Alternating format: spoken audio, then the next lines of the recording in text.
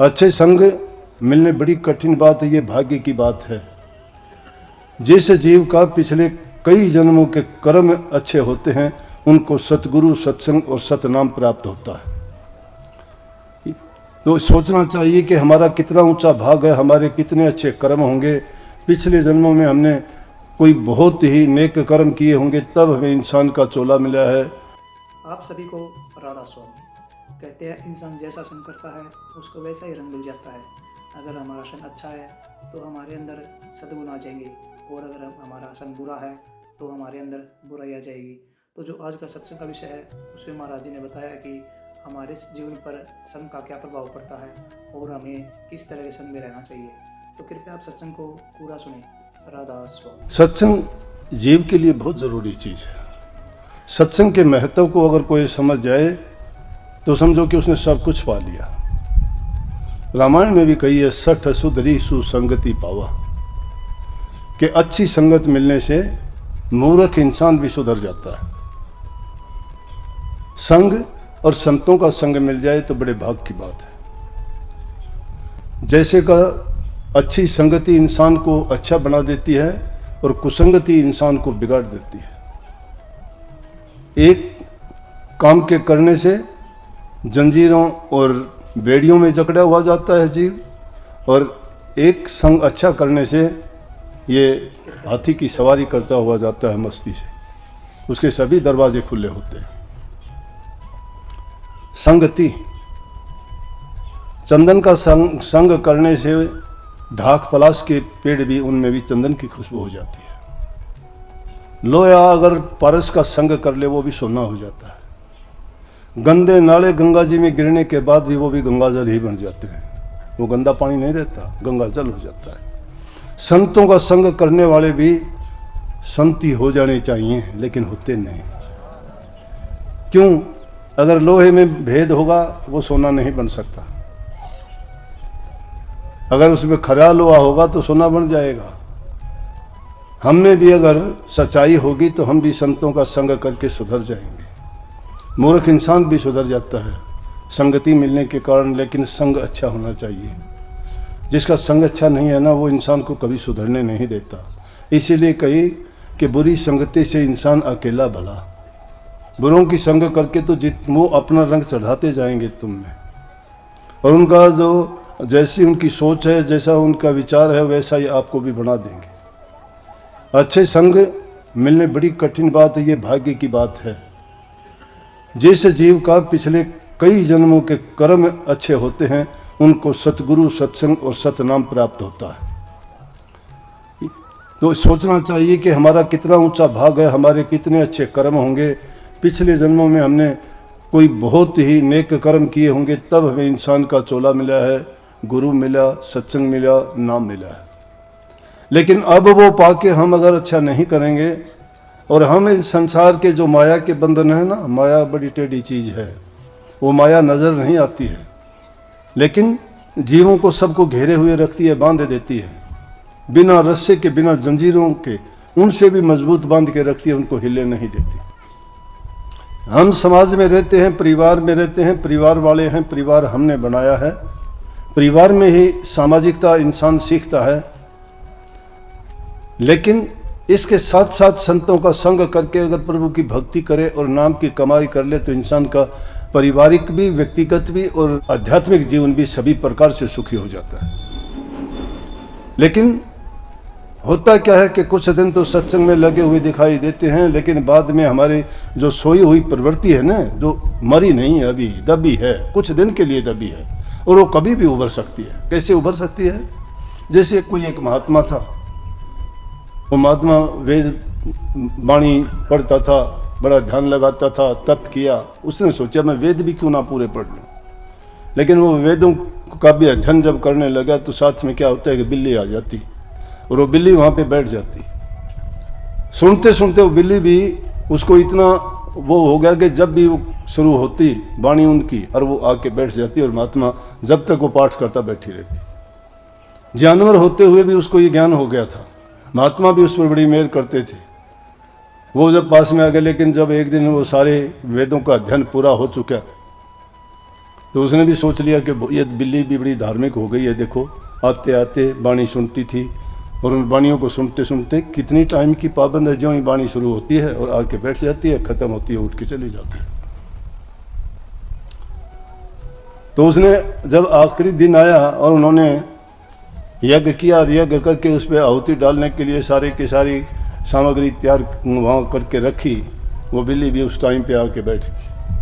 लेकिन जब वो सारा सब कुछ कार्रवाई तैयार होगी और वो यज्ञ शुरू होने ही वाला था, कहीं घी रखा था, कहीं धूप रखी थी, कहीं दीपक जल रहा था, कहीं दूसरी सामग्री वहाँ पे थी, सब की सब वहाँ जचा रखी थी, बिल्ली भी पास में आके बैठी थी। वहाँ देखते देखते क्या हुआ कि थोड़ी देर में एक चूहा निकल के आ गया। जो ही बिल्ली ने चूहे को देखा और उसके ऊपर झपट के पड़ी तो घी था वो भी गिर गया, दिया और बाती घी में आग लग गई, सारी सामग्री भी बिखर गई और जो सारा जितना भी उन्होंने वो कार्रवाई के लिए सामान रखा था पूजा पाठ के लिए, वो सब का सब तहस नहस हो गया। कहने का मतलब उसने सारे चारों वेद सुने थे, आराम से सुनती थी, रोजाना सुनती थी, लेकिन फिर भी उसकी जो प्रवृत्ति थी दबी हुई, जो उसका गुण था जातीय गुण, वो उसका खत्म नहीं होगा। जातीय गुण प्रकट हो गया क्योंकि वो चूहे को पकड़ने के लिए चली। वेद में, शास्त्र में, जहाँ कहीं भी, सब में कहीं ये लिखा थोड़ा है, वो तो कहते हैं कि जीव हिंसा ना करो। तो हमने सोच तो ये लेना चाहिए कि वो सुनते सुनते उसमें भी ये प्रवृत्ति खत्म हो गई होगी कि उसे जीव हिंसा नहीं करनी चाहिए थी, लेकिन क्योंकि उसका जातीय गुण था, जातीय गुण प्रकट हो गया और उसने उसको मारने के लिए दौड़ी। वो उसको मिला या नहीं मिला, लेकिन उसकी जो गुण था वो तो प्रकट हो गया ना। इसीलिए हम जब सत्संग में जाते हैं, वाणी सुनते हैं, सत्संग सुनते हैं, बड़ी बड़ी अच्छी बातें बताई समझाई जाती हैं जो हमारे जीवन को संवारने वाली हैं, हमारे घरेलू जीवन को भी, सामाजिक जीवन को भी, उसके साथ साथ हमारे बुरे विचारों को, बुरी भावनाओं को खत्म करके सच्चे गुण अपना के प्रभु की भक्ति करने के लिए पवित्र मन और पवित्र रूह से जब मालिक को याद करते हैं तो हमारा जीवन एकदम पाक साफ और पवित्र हो जाना चाहिए, लेकिन नहीं होता। फिर उस संगति का असर कहाँ हुआ? संगति का असर तो जब मानो कि जब इंसान उन जिन बातों को सुनता है उनको अपने जीवन में अपनाए, उनको आधार बना के उस पर चलाए। और संगति का तो ऐसा है कि जल देखे सूची उपजे, साधु देखे ज्ञान, माया देखे लोभ उपजे, त्रिया देखे काम। जैसी भी चीज़ का संग करोगे, जिसमें जैसे गुण होंगे वो गुण आप में छोड़ देंगे। जल को देखोगे आपको ठंडक मिलेगी, उसके पास जाने से, अग्नि के पास जाने से आपको गर्मी मिलेगी। संतों के पास जाने से ही आपकी बुरी भावना दूर होगी, आप सत्य की ओर नज़दीक लगोगे, आपके मन में ख्याल प्रभु का, प्रभु भक्ति का, उनके गुणगान का जरूर आएगा, अवश्य आएगा। लेकिन क्यों भूल जाते हैं हम? क्योंकि ये माया देश है। इसीलिए तो पहले जो वाणी गाई थी कबीर साहब की वाणी में कहा कि गुरु बिन कौन बचा होगा, कि गुरु के बिना बचा कौन सकता, गुरु कैसे बचा लेगा? गुरु तुम्हें ज्ञान देगा, उसे ज्ञान के द्वारा ही तो आपको बचाएगा। लेकिन क्योंकि हम जिन बंधनों से बंधे हुए हैं, उन बंधनों में बंधने के कारण सत्संग को एक तरफ रख देते हैं, सत्संग मायने नहीं रखता। सत्संग को भी हम क्या करते हैं कि अपनी व्यक्तिगत जीवन के सुधार के लिए नहीं, बल्कि मान बढ़ाई के लिए, इज्जत के लिए, स्वार्थ के लिए, लालच के लिए उनका दुरुपयोग करना शुरू करते हैं कि सत्संग मिल गया, हमारे अच्छे आदमियों से दोस्ती हो जाएगी, उससे हमारे काम निकलेंगे। वो काम निकलते हैं तो ठीक है, वो सत्संगी है, जिस दिन वो नहीं होंगे उसी दिन वो छोड़ के चला जाएगा, क्योंकि वो सत्संग के लिए नहीं आया, भक्ति के लिए नहीं आया, जीवन सुधार के लिए नहीं आया, वो स्वार्थ के लिए आया, लालच के लिए आया। उसका लालच पूरा हुआ नहीं, इसलिए उसका वहाँ रहना है भी नहीं। जब तक वो रहा तब तक भी उसकी यही भावना रही। जो भक्ति के लिए आता है उसको इन चीज़ों की परवाह नहीं किया करता। अब सत्संग में आने से कोई चीज़ सत्संग में आपको आने से रोकती नहीं है। रोकती है कौन? तुम्हारी मान बढ़ाई, तुम्हारी झूठा अहम रोकता है। तुम दिखावा कुछ करते हो, करते कुछ हो, कैसे? और लेकिन ये भी एक पल्ले गांठ लगा लो, उसका कहने का मतलब ये कतई तात्पर्य नहीं है कि आप सबको छोड़ दो, नहीं। सब की सब बातें धर्म का पालन करने के लिए हैं। कबीर साहब कहते हैं दया राख धर्म को पाले, भक्ति का सच्चा स्वरूप कहते हैं। दया राख धर्म को पाले, जग से रहे उदासी, अपना सा जीव सबन का जानता मिले अविनाशी।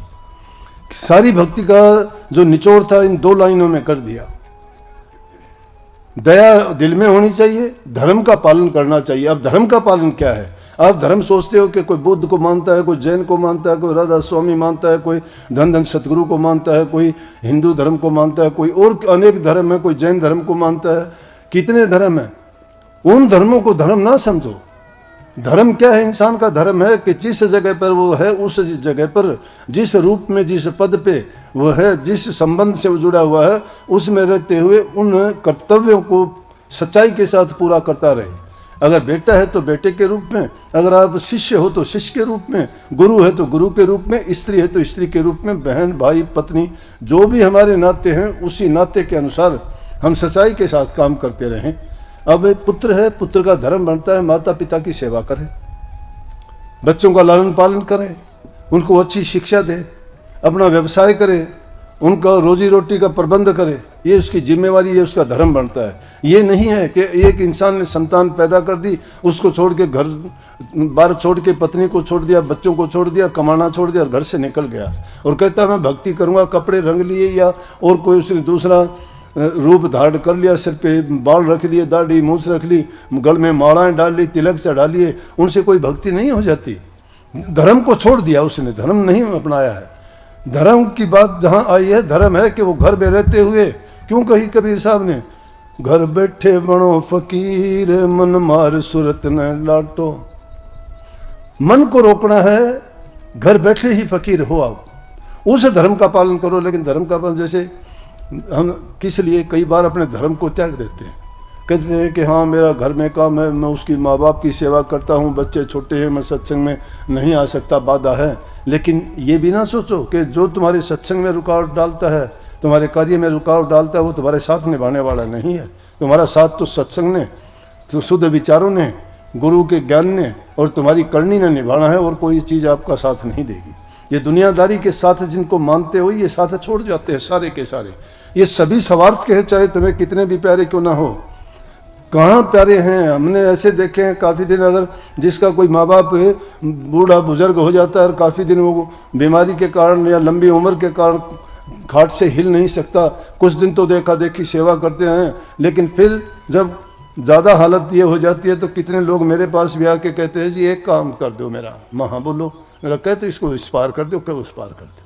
मतलब वो इस बात के लिए तैयार हैं कि उनके पास वो रहना नहीं चाहिए। तो उनका अगर प्यारा होता तो कोई ऐसा थोड़ा कह सकता है कि ऐसा कर दो उसका। वो कहते हैं अब तो परमात्मा इसकी जो है मिट्टी संगवा ले, उसको मिट्टी संगवाना बोल देते हैं, फिर वो मिट्टी हो जाता है। लेकिन हम जब सही मायने में जीवन जब अच्छा बीतता है, हमें खुशी मिलती है, सब कुछ उनसे प्राप्त होता है, तो हम क्या कहते हैं कि उससे प्यारा कोई है ही नहीं। कहते हैं तेरे बिना मैं जी नहीं सकता। पत्नी पति को कहती है, पति पत्नी को कहता है कि साथ जिएंगे साथ मरेंगे, तेरे बिना मैं नहीं रह सकता, बहुत प्यार करता हूँ। वो भी कहती है कि मैं तो पति के साथ ही गुजर जाऊँ। पूरा पतिव्रत धर्म दिखाती है, निभाने की कोशिश करती है, लेकिन जब मालिक ऐसा ना करे कि जुदाई का वक्त आता है तो बस वो कहाँ तक, दरवाजे की देड़ी तक साथ जाती है, उसके बाद साथ नहीं जाती। और भी यारे प्यारे शमशान घाट तक उसको अग्नि मुखार अग्नि देने तक ही जाते हैं, कोई साथ नहीं जाता। उनका वो प्यार खत्म हो जाता है वहीं पे। लेकिन ये खेल किसका है? ये काल और माया का खेल है। लेकिन जो सच्चा चीज़ है हमारी, वो धर्म का पालन तो हमें करना ही चाहिए और दूसरे जीवों को नहीं सताना चाहिए। दयाराग धर्म को पालने की बात कही और कहते हैं अपना सा जीव सबन का जाना। दूसरे के बारे में अगर कुछ तुम बुरा कहते हो, बुरा करते हो, बुरा सोचते हो, उसको तकलीफ देते हो किसी प्रकार की भी, मन से, वचन से या कर्म से, तो समझो कि आप हिंसक हो।